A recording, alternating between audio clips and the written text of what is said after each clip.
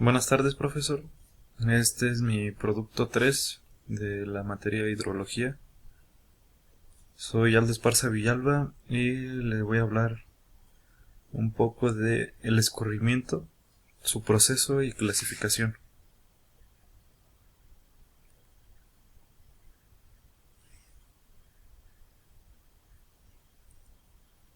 Bueno, ¿qué es el escurrimiento?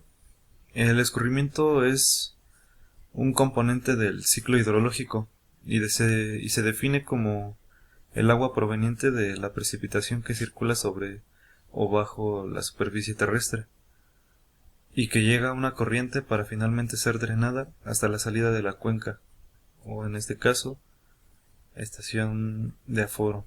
Y pues aquí vemos un esquema muy simple en el cual pues nos explica todo el proceso desde la precipitación, todas sus etapas para llegar al escurrimiento total, perdón.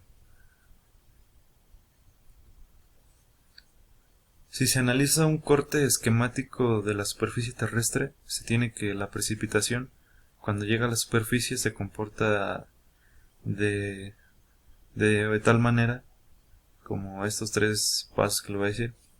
Una parte de la precipitación se infiltra, una parte de esta satisface la humedad del suelo, de las capas que se encuentran sobre el nivel freático del agua.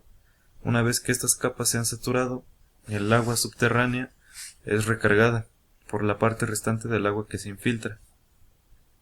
Como segundo paso tenemos que por otra parte la precipitación tiende a escurrir sobre la superficie terrestre. A la precipitación que ocasiona este escurrimiento se llama altura de precipitación en exceso. Y como último es aquí es mínimo, dice que una pequeña porción se pierde. Y bueno, ¿cuál es su clasificación del escurrimiento? Dice, con base a lo anterior, el escurrimiento se clasifica en tres tipos: escurrimiento superficial, escurrimiento subsuperficial y escurrimiento subterráneo. Bueno, ¿qué es el escurrimiento superficial? Es aquel que proviene de la precipitación no infiltrada y que escurre sobre la superficie del suelo. El efecto sobre el escurrimiento total es inmediato y existirá durante la tormenta es inmediatamente después de que ésta termine. Y pues aquí tenemos una imagen que claramente nos da el concepto que acabo de explicarle, donde dice que proviene de la precipitación infiltrada y escurre sobre toda la superficie del suelo. Este efecto es un escurrimiento total, es inmediato. Y dice que durará durante la tormenta y obviamente se terminará justo cuando ella termine. El escurrimiento subsuperficial es aquel que proviene de una parte de la precipitación infiltrada. El efecto sobre el escurrimiento total puede ser inmediato o retardado. Si es inmediato, se le da el mismo tratamiento que al escurrimiento superficial.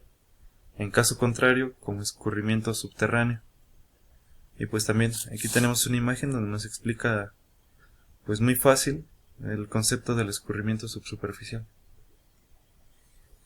El escurrimiento subterráneo es aquel que proviene del agua subterránea, la cual es recargada por la parte de la precipitación que se infiltra una vez que el suelo se ha saturado. O sea, cuando ya no hay o ya no puede tener más agua ese manto, por así decirlo, pues es cuando se infiltra esta agua.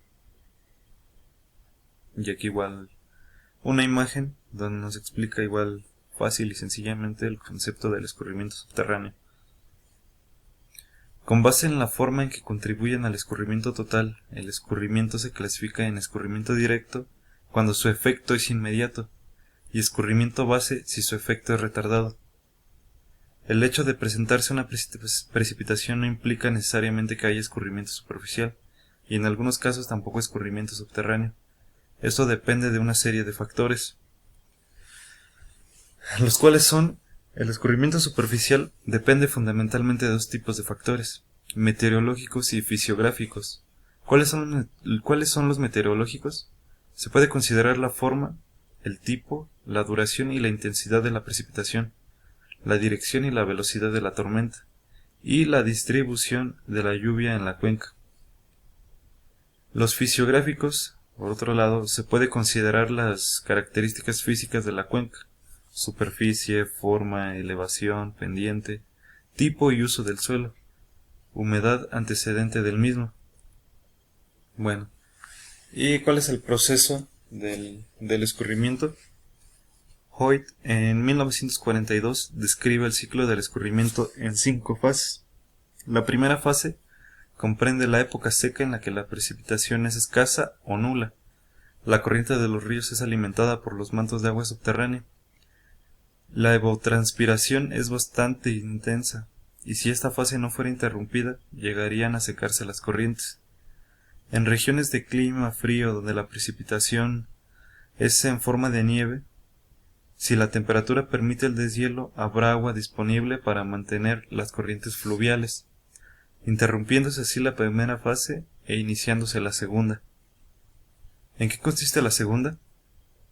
Caen las primeras precipitaciones cuya misión principal es la de satisfacer la humedad del suelo. Las corrientes superficiales, si no se han secado, siguen siendo alimentadas por el escurrimiento subterráneo. Si se presenta escurrimiento superficial, este es mínimo. La evapotranspiración se reduce. Cuando existe nieve, esta absorbe parte de la lluvia caída, y su efecto de almacenamiento alargará este segundo periodo. A través del suelo congelado puede infiltrarse el agua precipitada si su contenido de humedad es bajo. La tercera fase comprende el periodo húmedo en una etapa más avanzada. El agua de infiltración satura la capa del suelo y pasa por gravedad a aumentar las reservas de agua subterránea.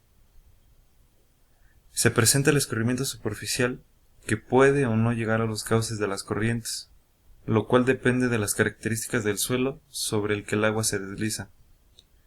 Si el cauce de las corrientes aún permanece seco, el aumento del manto freático puede ser, en esta fase, suficiente para descargar en los cauces. Si la corriente de agua sufre un aumento considerable, en lugar de que sea alimentada por el almacenamiento subterráneo, la corriente contribuirá al incremento de dicho almacenamiento. Y pues aquí tenemos una imagen que igual nos explica los tipos de corrientes y la tercera fase. La evapotranspiración es lenta. En caso de que exista nieve y su capacidad para retener la lluvia haya quedado satisfecha, la lluvia caída se convertirá directamente en escurrimiento superficial. Si el suelo permanece congelado, retardará la infiltración, lo que favorecerá al escurrimiento. Pero en cuanto se descongele, el escurrimiento superficial disminuirá y aumentará el almacenamiento subterráneo. Y pues es así como concluimos la tercera fase, dándole inicio a la cuarta. Continúa el periodo húmedo. La lluvia ha satisfecho todo tipo de almacenamiento hidrológico. En algunos casos el escurrimiento subsuperficial llega a las corrientes tan rápido como el escurrimiento superficial.